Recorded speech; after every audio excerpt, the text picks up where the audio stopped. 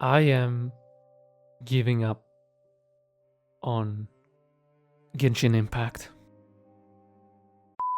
Alright, this video isn't actually that serious. Come on, you thought I would cry over Genshin? Anyway, before I begin, I want to preface this video that by any means I'm not trying to drama farm or any of that sort. But instead, these are just my thoughts I've had for a while now, and I wanted to put it out there. Alright, well, with that out of the way, hi, I'm Ikasonik, and I'm a day 1 veteran player of Genshin Impact. Yeah, I know, it's not something to be very proud of, and neither am I, to be honest. And I want to tell you as to why I lost all hope for Genshin, and also generally why I stopped caring who I want to pull for and quote-unquote meta. While I did keep on playing daily just because I enjoyed the game for its story, some of the combat and abyss resets, with the new endgame being leaked, that was the very last straw that it took for me to just not have any hope for the game anymore. I want to say though, it's actually a good thing that they are finally updating the Spiral Abyss, and I am glad for those excited, but it is honestly just way too late, and it's implemented horribly. I do not want to leak any info about how it works, as I do not want to get the Hoyo assassins at my door. You can look it up yourself, and you will see as to why I am disappointed pretty quickly. And before anyone in the comments says that I should have known, yes, I was very much aware about the state of the game, even at the beginning of the game.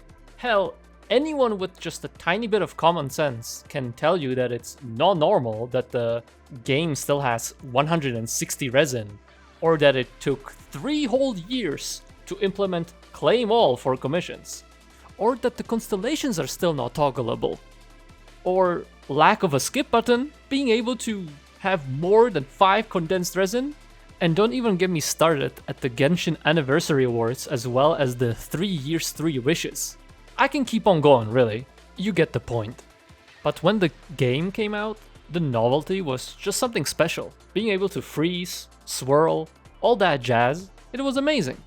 But that sense of novelty diminished pretty quickly. I always thought there will be something like raids, some endgame where farming artifacts constantly would actually pay off. But it never really happened. And now, with the new endgame coming, it made me even more mad. You know, I always believed they would change, and I want Genshin to do good, don't get me wrong, it was my favorite game, but it is just getting ridiculous. At any point where I get any slight hope that they could do something good, it's always done in the most half-assed way that is just not a good design. And not benefiting the players, but it's always rather benefiting Hoyo as a company to milk money. And yeah, I get it, they are a company, they want to make money, that's the whole point. But it does leave a sour taste in your mouth after like the 10th time. It's always this, oh my! Yeah, right, like that would be too good, because with Genshin, there is always a catch. Now, one thing I must say, I still think Genshin is beautiful. The open world is something that is just magical and no other game has. Just look at Enkonomiya. It's my favorite. Look at Wadatsumi Island. Even the latest area is very pretty. It's gorgeous. So I'm giving them credit where credit is due. But unfortunately, that is just all the game has to offer. Well, that as well as the story. But the combat is just neglected. And instead, we keep on getting minigames after minigames that don't matter or interactions with NPCs that just do not matter. Where are the Archons? Where is Dainsleaf? Well, yeah, duh, it's in 7.0 with the Kyanria patch. So now you might be asking, what will I be doing as a Genshin player then? What now? Well, simply put, Wuthering Waves, baby. I have been waiting for Wuthering Waves ever since Kuro has initially announced it. I knew the game was going to be good. Why, you ask? Because Kuro Games are the ones behind Punishing Grey Raven. And I can tell you, this is a game that is unlike any other. It just feels amazing, the fast-paced combat is top tier of any gacha, and the music is ridiculously good. I recommend it to any of my friends who really want a good gacha game with not the worst rates. On top of that, the overall aesthetic of Wuthering Waves and Punishing Gray Raven is something I like way more. I love the futuristic kind of style, the post-apocalyptic vibe, and the faster combat and faster traversal, as well as a more mature feeling of the game. Paimon. Legit, have you seen the characters in Wuthering Waves? Sure, Genshin might have a great design with their characters, but I adore Wuthering Waves design team. Just look at the rovers, for example. I love both of them, but it definitely is a hard choice, because I feel like they are both very appealing.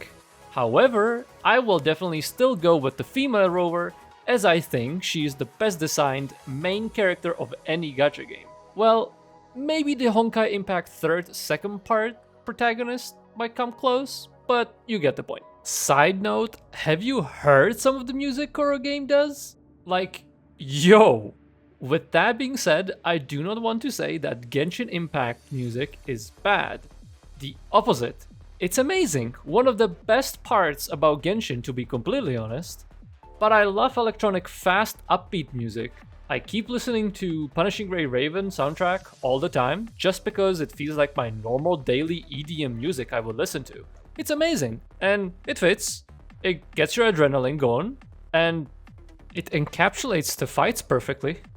Anyways, to get back to the point, I have big faith in Wuthering Waves, because Kuro Games listens to feedback and communicates with their players. Yeah, the closed beta for Wuthering Waves might have been a bit rough around the edges, but they listened and implemented things that the community wants.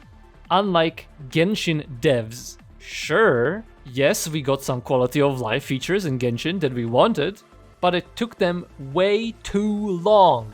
Honestly, let's be real. And a great example of giving good quality of life is Honkai Star Rail dev team. They implement things I didn't even know I want, and it's actually useful, unlike Genshin. Here's where it gets a little bit tricky.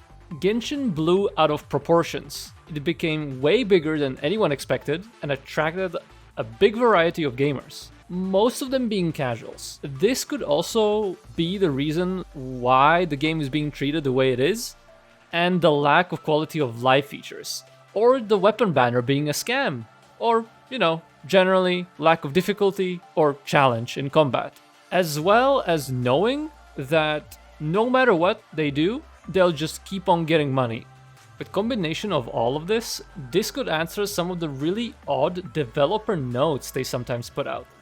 Since I have been playing from the start, I've always wondered who in the god's name is asking these questions. There is no way someone is legit asking these. These feel pre-made by the dev team. And honestly, after 3 years of encountering a lot of variety of people in Genshin, I now believe someone would actually ask them. With Kuro Games on the other hand, I have faith they will actually listen to the stuff we have issues with, unlike stuff like, can I get meat from animals in the teapot? And since I have already mentioned the casual side of the community of Genshin Impact, I would like to show you something. The other day, I have made a harmless meme about Genshin and Wuthering Waves. And I will show you what the meme is here, as well as the response I got on TikTok. I fear no man, but that thing, it scares me. Yeah, this is also one of the reasons why I'm sorta done with Genshin. The community. Now please, don't send any hate towards this person. I hold no ill will against them. It is just an example. But what do they mean by let us not compare games? And why wouldn't I? People realize that comparing games is healthy, right? It's the same thing with food. Why wouldn't I compare someone else's restaurant food with another? Because that's how you know something is good or better. No, but I get it. We have been fed shit for so long that we do not know anything else than shit. So obviously, comparing games might be deemed somehow toxic. And don't get me wrong, I know the comment is probably just some kid who really loves Genshin and that's it. But they gotta realize that that is not how you do it. You can't just not compare or expect people to not do it. That's not how the real world works, unfortunately. Anyways, enough of being one guide. In conclusion, I am kinda done with Genshin. They can do whatever the hell they wanna do. I will enjoy it if there is some new story, and that's about it, because that's something I do enjoy. I also hope that this video didn't come off as me hating on Genshin, because I genuinely want Genshin to do good and be better. Emphasis on the be better part, because I still like the game. It was my favorite game on release, and I hold dear memories with it. That aside, I am super excited for Wuthering Waves, as any footage I have seen just screams yes to me, and I am counting down days. It was really painful not getting into any of the betas, and I'm just simply at the edge of my seat. I can't wait. And that would be it from me today. Thank you so much for watching my video and listening to me ramble. And also, I would like to know your opinion. Have you also given up on Genshin? Do you still play? Do you care? Or are you waiting for Wuthering Waves like me? Again, thank you so much for watching, and I'll see you in the next one. Peace!